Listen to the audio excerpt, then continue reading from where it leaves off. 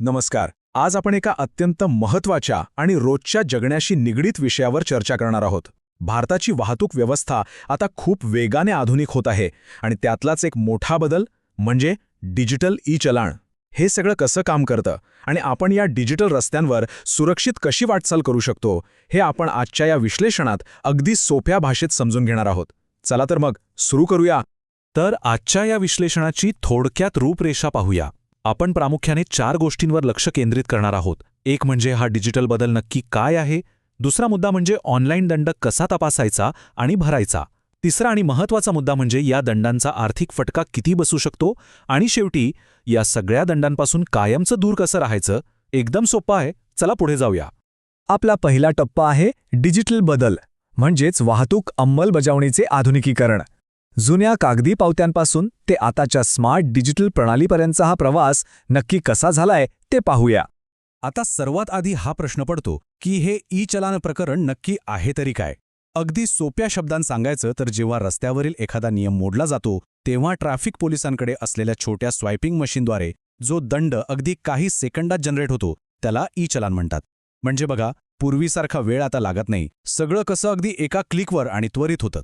जुनी पद्धत आणि ही नवीन पद्धत यात जमीन अस्मानाचा फरक आहे. आपल्याला आठवत असेलच, जुन्या पद्धतीत कागदी पावत्या असायच्या ज्यात बऱ्याचदा चुका व्हायच्या आणि पारदर्शकतेचा तर मोठाच अभाव होता. पण आताच्या नवीन प्रणालीत सगळं काही डिजिटल स्वाईपवर चालतं, अत्यंत पारदर्शक आणि वेगवान. म्हणजे थोडक्यात सांगायचं तर पोलिसांची नजर चुकून निसटून जाण्याचे ते जुने दिवस आता खरोखरच संपले आहेत. आता तंत्रज्ञानाची नजर खूप तीक्ष्ण झालीय. या सिस्टीमचे फायदे ऐकून खरंच आश्चर्य वाटेल. कार्यक्षमता तर प्रचंड वाढलीयच, पण यातली सर्वात भन्नाट गोष्ट कोणती माहितीये?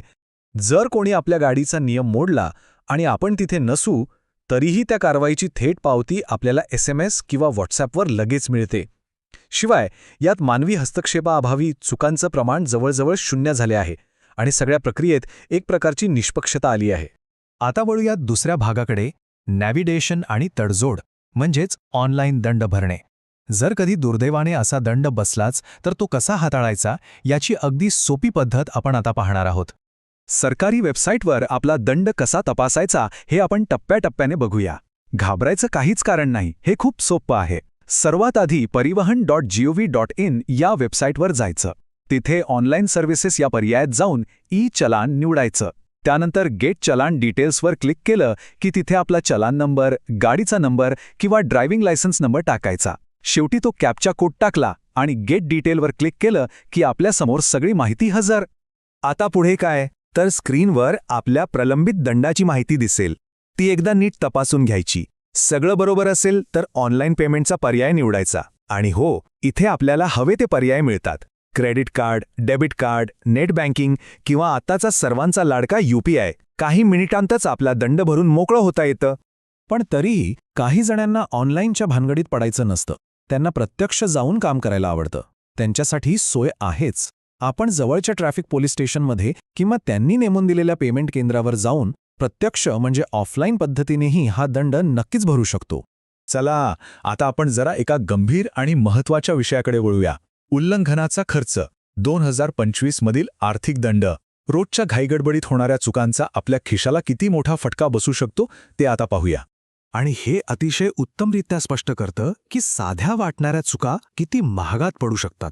आकडे बघूनच धडकी भरते. अतिवेगाने गाडी चालवली तर थेट 1000 ते 5000 रुपयांपर्यंत दंड होऊ शकतो. लायसन्स नसेल तर चक्क 5000 रुपये. आणि जर गाडीचा विमा नसेल तर 2000 रुपये दंड आणि सोबत 3 महिन्यांच्या तुरुंगवासाचीही शिक्षा होऊ शकते. याशिवाय हेल्मेट नसणे, PUC नसणे किंवा कारमध्ये सीटबेल्ट न लावणे या प्रत्येकासाठी 1000 रुपयांचा दंड ठरलेला आहे. पण या सगळ्यापेक्षा एक आकडा असा आहे जो खरंच खूप मोठा आहे. तब्बल 10,000 रुपये.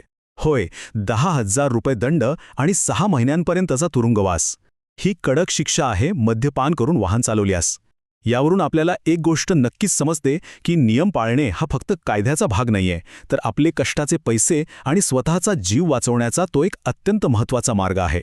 आता असाही विचार येऊ शकतो की जाऊ दे, हा डिजिटल दंड भरलाच नाही तर काय होईल? तर तशी चूक अजिबात करू नका. कारण वेळेवर ई-चलान न भरल्यास अतिरिक्त दंड तर लागतोच, पण त्यासोबतच कायदेशीर कारवाई सुरू होऊ शकते किंवा थेट कोर्टाची नोटीस आपल्या घरी धडकू शकते. त्यामुळे या गोष्टींकडे दुर्लक्ष करणे खूप महागात पडू शकते. आतापर्यंत आपण दंड आणि शिक्षांबद्दल खूप काही पाहिलं, पण आता एका अत्यंत सकारात्मक मुद्द्याकडे वळूया. संपूर्ण प्रतिबंध, म्हणजेच या दंडापासून कायमचं मुक्त कसं राहायचं?